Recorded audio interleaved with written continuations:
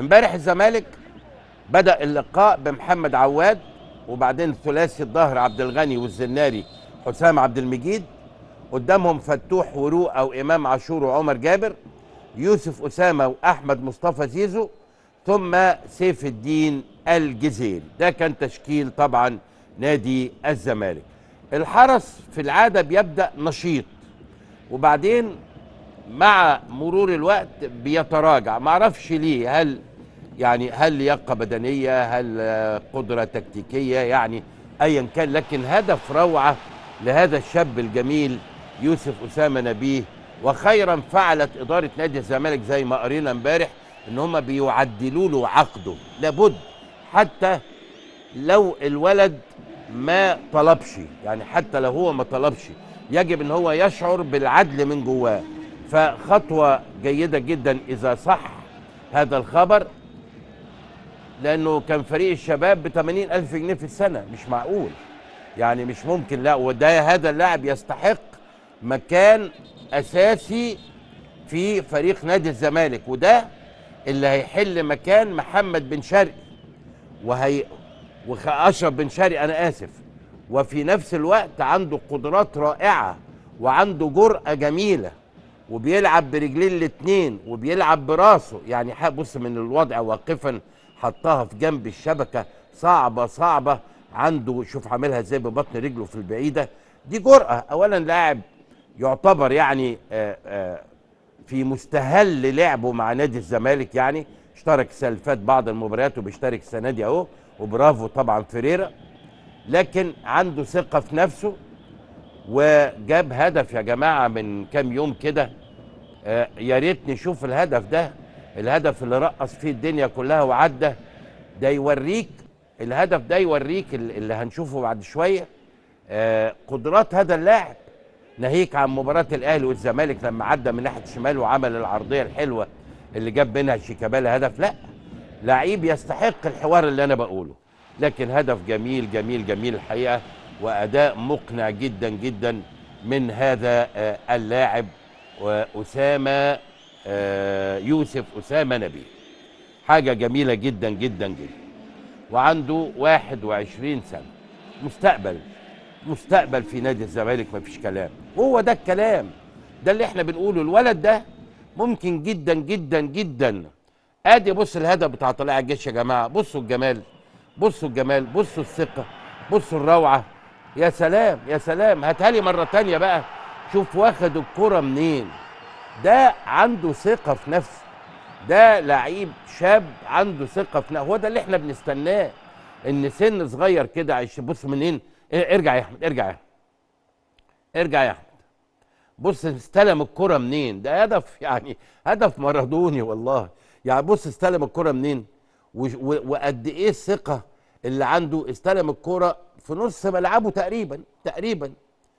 واحرز اخر 3 مباريات، احرز للزمالك في اخر 3 مباريات، البنك والجيش والحرس. بص حواليه كام واحد، بص اقف دقيقه واحده، ادي 3 حواليه. اي واحد، خلي بالك المواقف دي مش سهله، انت تاخدها كده وانت بتتفرج عليها تفتكرها سهل. ال3 اللي حواليه دول يربكوا اي لاعب عنده خبرات، فما بالك لاعب لسه في مستهل ادائه مع نادي الزمالك وحواليه 3 زي كده، ويتصرف بالشكل اللي هنشوفه. ماشي يا احمد، بص ماشي، بص ازاي عدى وبعدين موه ودخل في وسط الاثنين والثلاثه، وبعدين قابله واحد قام واخده ثانيه، راح الثاني عشان يقابله قام واخده ثالثه، وبعدين الجون اتفتح حطها روعه. لا، حاجه جميله وبيسجل براسه. يا ابني تستحق هذا الحوار، وربنا يوفقك ويبعد عنك الغرور، دي اهم حاجه، والانتظام في التدريبات، وتحافظ على نفسك وعلى غذاك وعلى مواعيد نومك، عشان ان شاء الله باذن الله يكون لك مكانه طيبه في الكره المصريه. النوعيات دي احنا محتاجينها في المنتخبات بتاعتنا، محتاجين هذه النوعيات. صغير في السن وما شاء الله واضح ان هو اخلاقه حلوه وبالتالي محافظ على نفسه. هو ده اللي يحدث الفارق ان شاء الله باذن الله، يعني اذا استمر اداؤه على هذا الوضع. وكمان فيريرا يحسب له طبعا، وكمان فيريرا لابد ان هو يفضل مديله الثقه عشان يزيد ويزيد، بشرط الا يصيبوا ذره من الغرور. ذره، لو راحت ذره من الغرور كل ده هيطير منك يا يوسف، كل ده هيطير منك. طيب، استمر اداء نادي الزمالك والعرضيات والاخطاء، وطبعا نادي حرس الحدود الحقيقه تراجع بشكل غير مبرر، او هو مش قادر يعني. طبعا امكانيات، فارق امكانيات وفارق خبرات كبير جدا جدا جدا. ما عندهمش يعني يعني هو بيلعب بمحمد او محمود ممدوح راس حربه، تحت منه صبحي وجيه عبد الحكيم. دي كان ممكن جدا تبقى فرصه من الفرص الجيده للحرس، تحت منهم مصطفى جمال وفيليكس وزيكو، وبعدين احمد شديد قناوي طبعا لعيب عنده خبرات عاليه جدا وعمل كذا كوره في منتهى الجمال من ناحيه الشمال. مؤمن عوض في اليمين، واسلام عبد الله ومحمود بن والي في القلب، وطبعا محمد فوزي جون جيد جدا. كان في بعض الهجمات الطيبه لفريق الحرس كان ممكن جدا، لكن زي ما بقول انهاء الهجمات هو اهم سمه من سمات اي فريق عايز يستمر في جدول الدوري وعايز يتواجد في يعني الدوري الممتاز. عنده فرص زي ما حضراتكم شايفين كده وبيضغط، وممكن جدا لو في امكانيه لعيبه بتعرف بخبرات الامور تفرق. لكن استفاق بسرعه نادي الزمالك، وانطلاقات طبعا زيزو الجيده جدا من ناحيه الشمال وحطها في الضيقه، وده لعيب كبير. طبعا الحارس هنا تصور ان هو يحطها ببطن رجله في البعيده، وده الوضع الطبيعي، لكن طبعا عشان زيزو لاعب كبير فهو قفلها كده بوش رجله كده من جوه في الضيقه، وطبعا ده مكان صعب جدا على الحارس ان هو يعمل حاجه. تحيه للجمهور ده كمان، الجمهور الكبير اللي بيمشي ورا نادي الزمالك، وهنشوف بعد شويه الجمهور العظيم بتاع النادي الاهلي. وطبعا حركه الملاكمه دي ادمت بقى يا جماعه، دي خلاص، دي كانت من السنه اللي فاتت وخلصت. شوف عدت الكره ازاي من لاعب الحرس، الانطلاقه بص هيقفلها فين؟ هيقفلها على يمينه، على يمين الحارس. حارس تصور ان هو يحطها له في البعيده، راح في البعيده الحارس. ذكاء زيزو ان هو قفلها له طبعا في القريبه. الفوت ورك بتاعه طبعا والدربلينج لعيب طبعا جيد جدا، وبيقدر ان هو يعني يظبط ويحكم رجليه بالشكل المناسب جدا لانهاء الهجمات. تقدم كده نادي الزمالك 2-0 في الدقيقه 55. بدأ فيريرا يعمل بعض التغييرات، نزل في مطلع الشوط الثاني سامسون بدلا من سيف الجزيري، ودونجا بدلا من رؤى، وشيكابالا بدلا من يوسف أسامة نبيه، والسيسي بدلا من عمر جابر في الدقيقة 64 أيضا. ثم في الدقيقة 83 سيد نيمار بدلا من محمد عبد الغني. طبعا هنا هو بيدي فرص للعيبة اللي ما بتشتركش لما بيشعر ان المباراة في المتناول. زيزو صال وجال، ودي واحدة لشيكابالا من الناحية بتاعته الجميلة، والهدف الثالث الجميل اللي مش هي دي واحدة شبهها، ما دي الكور بتاعته على طول بيكسر لجوه واحيانا بيطلع لبره، يعني هو ما عندوش رابطه الحقيقه او ملوش ماسكه زي ما بيقولوا. وزي ما حضراتكم شايفين يعني هجمات الحرس بتفتقد الى الدقه في امكانيه الانهاء. وادي زيزو مره ثانيه الانطلاقه الحلوه وفاتح له شيكابالا الناحيه الثانيه، هيسقطها له، هيستلم شيكابالا وهيعمل نفس الحركه، هيعمل تك وعلى طول. هي دي اي لاعب بيلعب على شيكابالا بيبقى محتار، هل هياخده لبره ولا هيخش بيه لجوه؟ هو في الاغلب بيخش لجوه عشان يسدد في الاغلب، لكن لو شاف اللاعب اللي قدامه بيقفل عليه لجوه بيطلع لبره. هو لعيب ذكي وعنده مهاره عاليه جدا وحاجه جميله جدا جدا.